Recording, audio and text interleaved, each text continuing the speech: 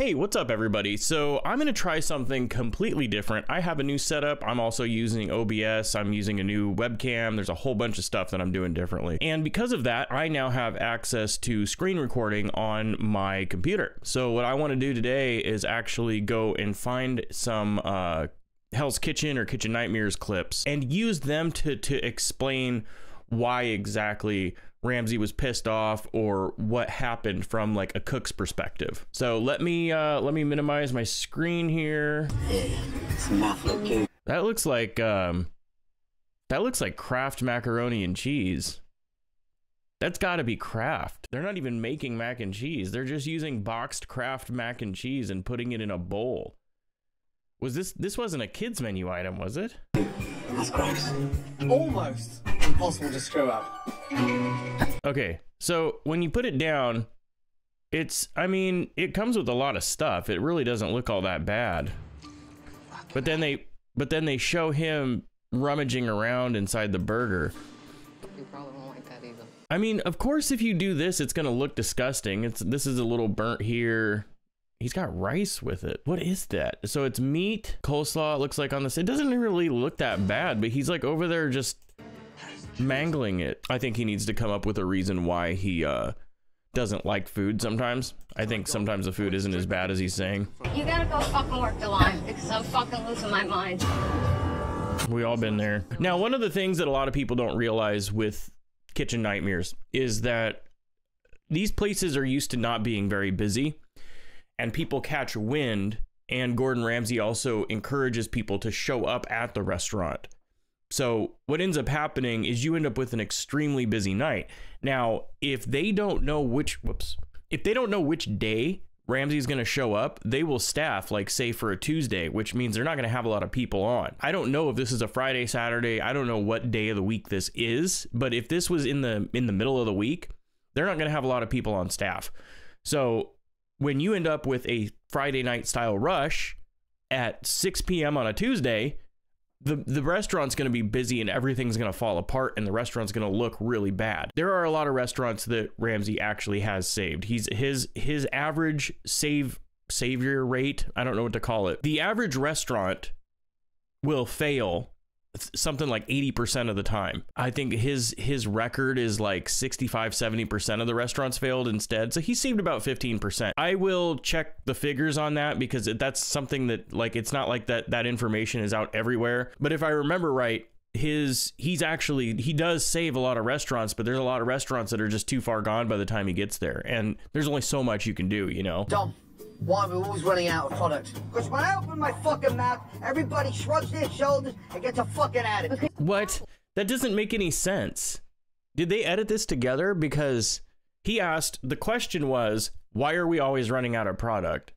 And he starts talking about every time I open my mouth, nobody fucking listens, blah, blah, blah. What the fuck does that have to do with the food not being ordered? Running out of product sucks. And a lot of the reasons why this ends up actually being a red flag is because I know exactly why they're running out of product. They ran out of product, because the Ramsay effect, people filling up the restaurant, but not blaming him specifically.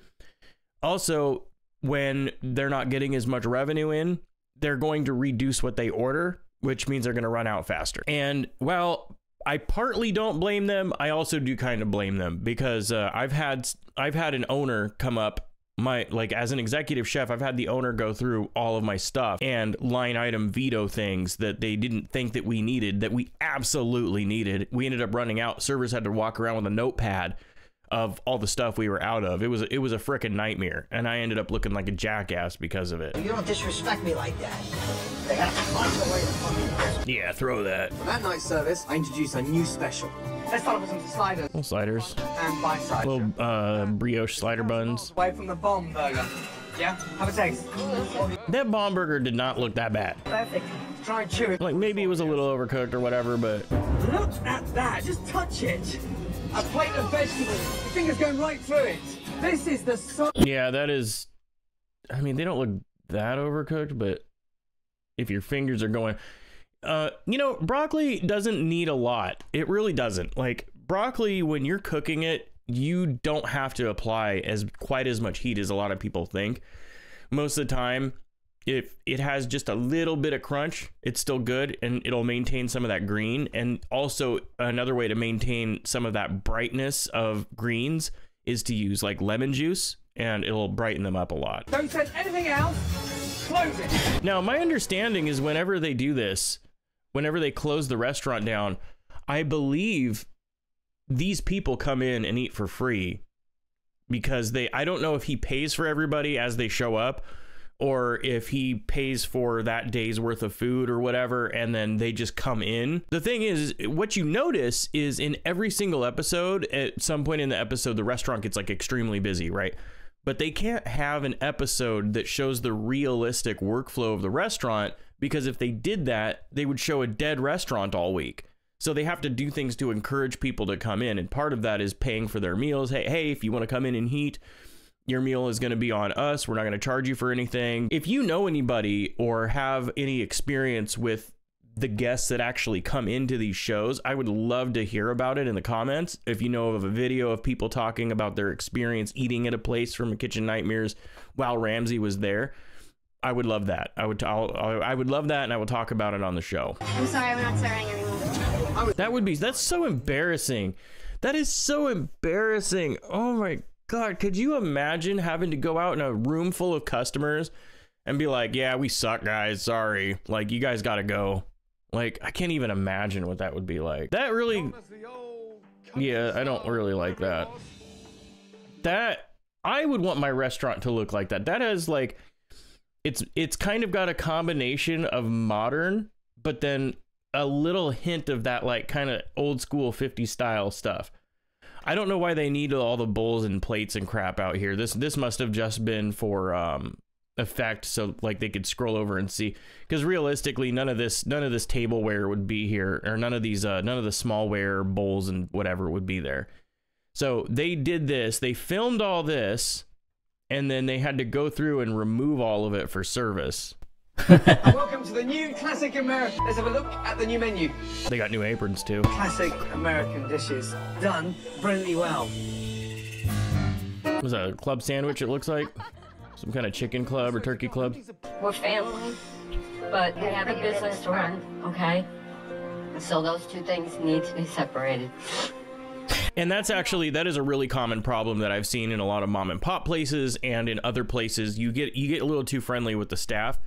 And it's easy to do because we're all humans, right? And so you want to enjoy the company of the people around you, and you want to be friendly with them and go to drinks and stuff like that. But the problem is you end up in these situations where you get a little too friendly, and it's not that the friends will automatically like just assume that you're never going to fire them or anything, but they might get to a point where they get a little too comfortable and they start implementing some of their things that they would do at their house with their friends, instead of, you know, realizing, no, this is a job. We're here to work. We're here to do stuff.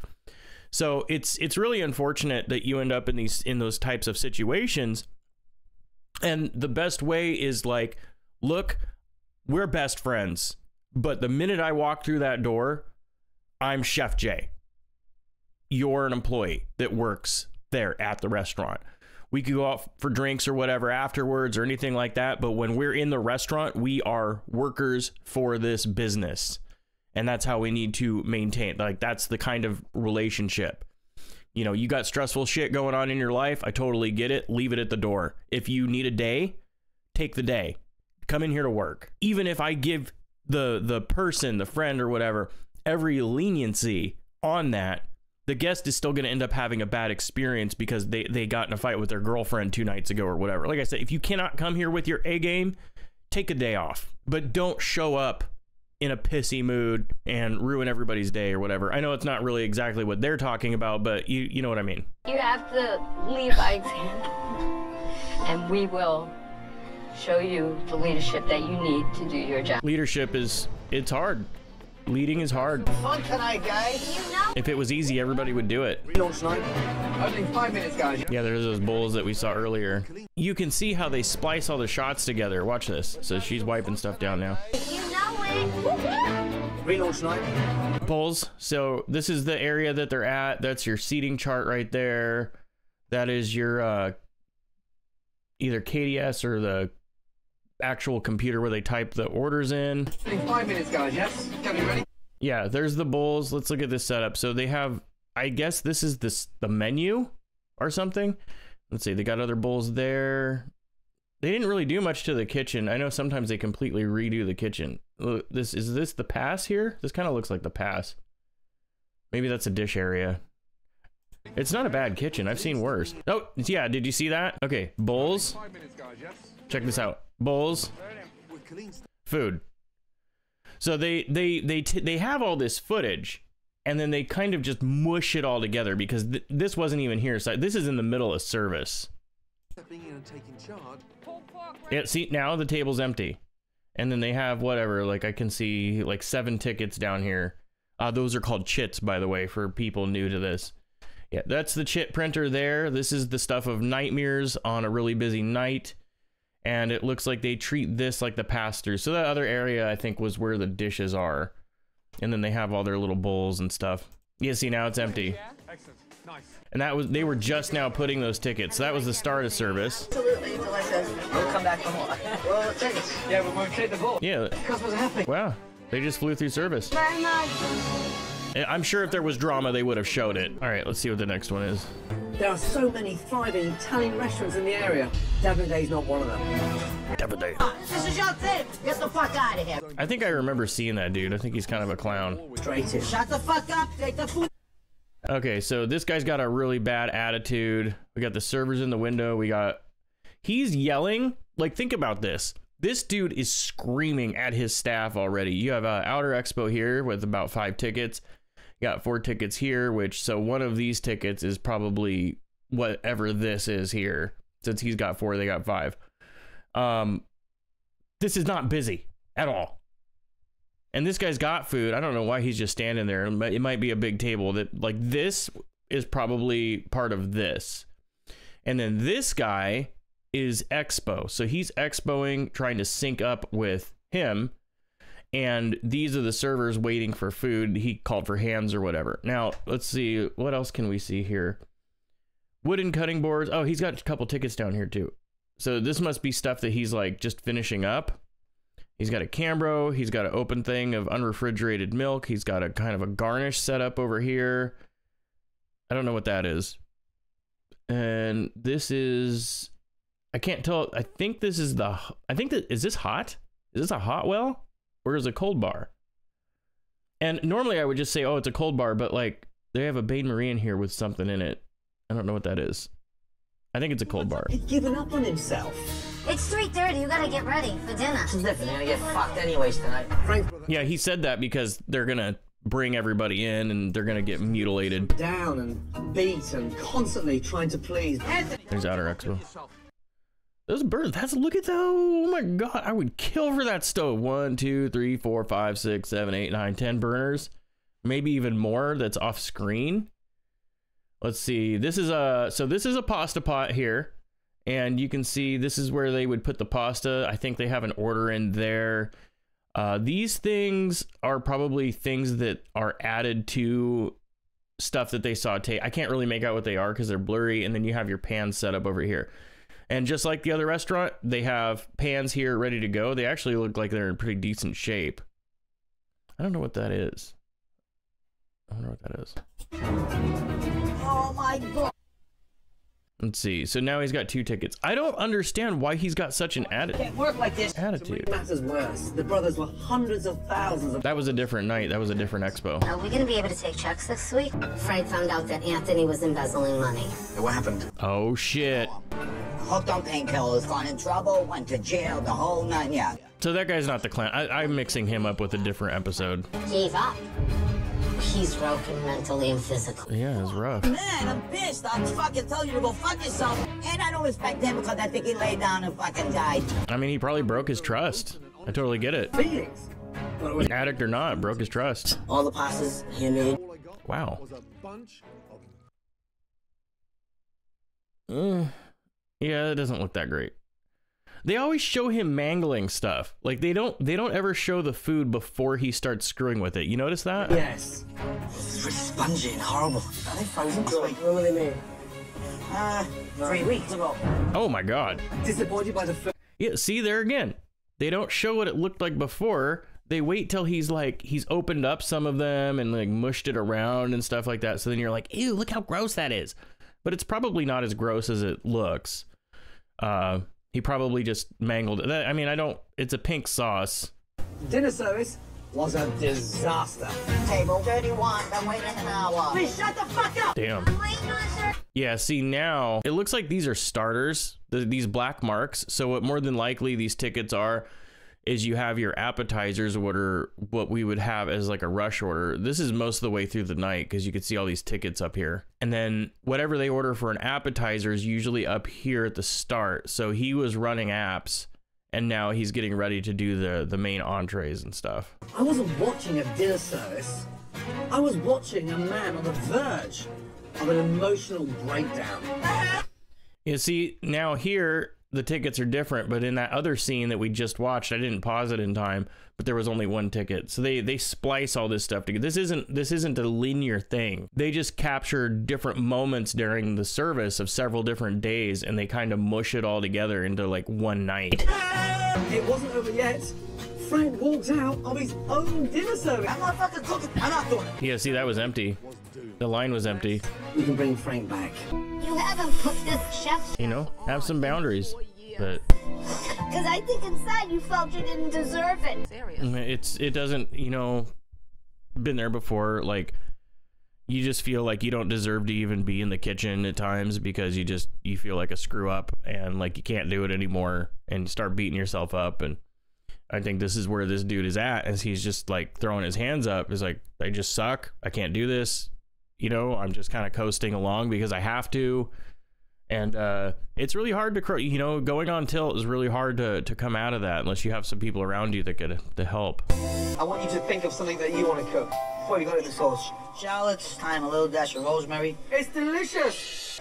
Then I got to work on the new menu immediately. Man, you know, did he actually make did Ramsay make all this? Or did he have people make all this? Because if you think about it, like, look up here, like, this would take a really long time.